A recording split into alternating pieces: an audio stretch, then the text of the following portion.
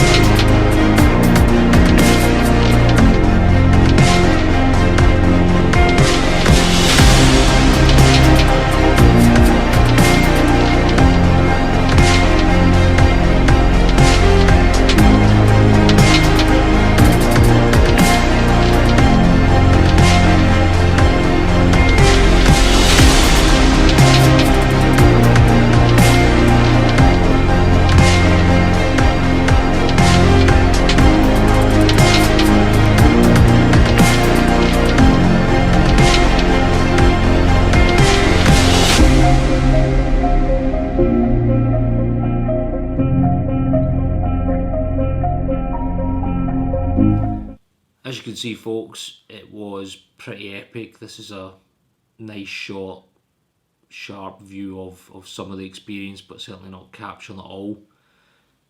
Absolutely amazing place to be, great place to go and fish.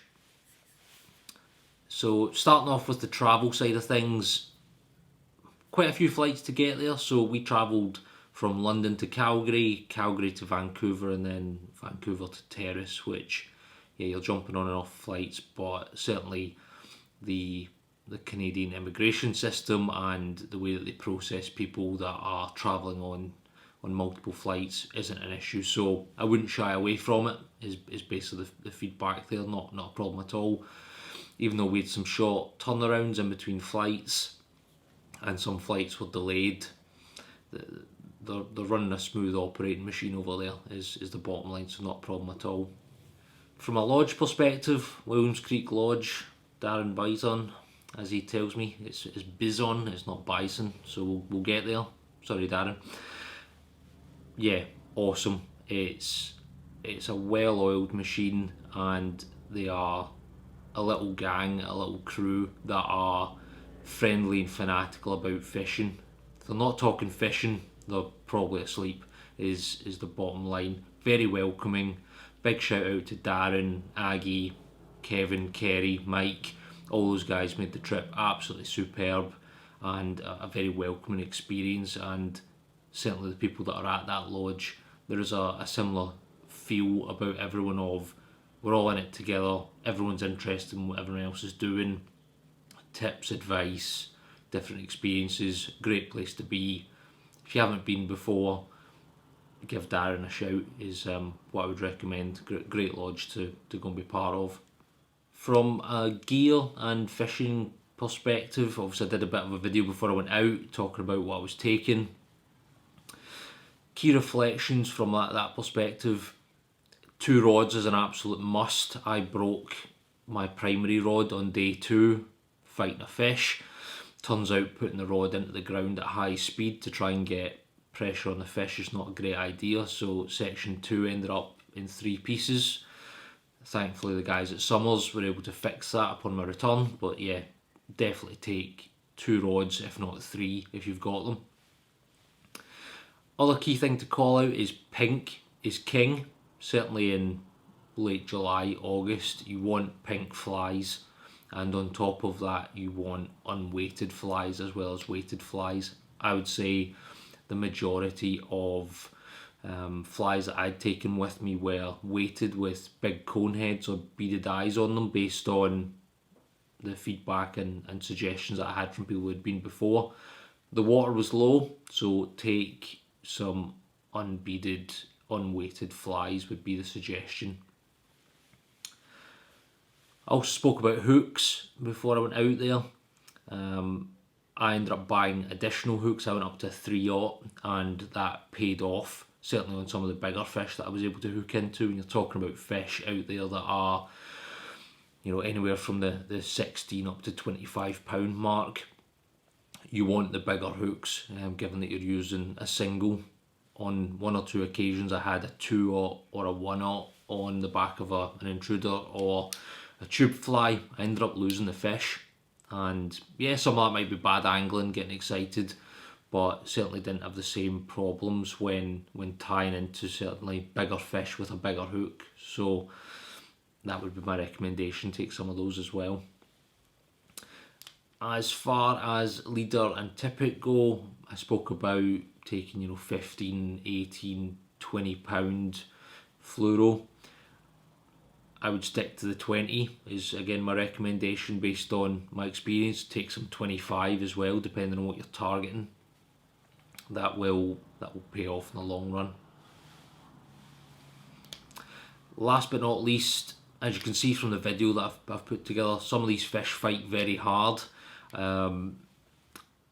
That first clip where you see me walking down the bank, that was about 5 minutes into day 1, and I went from having most of my fly line in the reel, probably only about, I'm going to say 20 feet, so the head of the line out plus the T-tip plus leader in the water, to having about maybe 15 rotations of back and left on the spool in about 30 seconds. I hooked into an absolute monster that took off down the pool and through several pools, and unfortunately, not ashamed to say it, ended up losing the fish.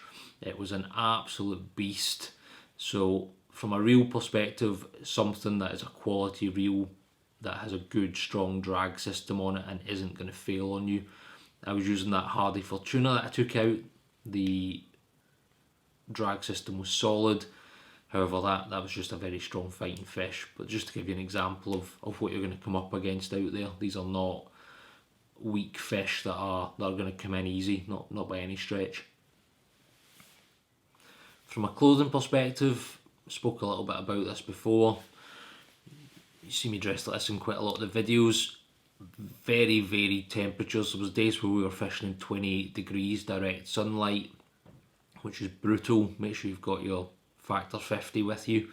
But also conversely, there were days where I had to put on a base layer because the water is that cold coming off the mountains, melted snow, glacial melt, all that sort of stuff. So don't underestimate how cold the water can be, certainly even when it's a hot temperature. So dress for all climates and take clothing for all climates would certainly be the recommendation. In closing, overarching recommendation, if you're thinking about going, get it booked is the short answer. Absolutely superb trip. I was out there and fished for 8 days, and I landed the other side of 60 fish. Stopped counting after a while. Anything between sort of, I'm going to say, £5 and £25 is really where I ended up, and lost bigger. So don't even think about it if you're on the fence as to where you want to put your money and where you want to go and experience river fishing, spey fishing. Get out there and get it done is the recommendation. The people are superb. The scenery is absolutely stunning. The lodges, certainly Williams Creek Lodge, is great. Accommodation's great, food's great, no complaints at all. And a very welcoming experience where those looking after you only want to see you succeed and get the fish of a lifetime. So I'm going back next year is the short answer. Hopefully that's helpful, folks. As always, if it's useful, like, subscribe, hit the bell, drop a comment. Be great to hear about your experiences travelling, fishing, Canada, all that good stuff. Until next time, cheers.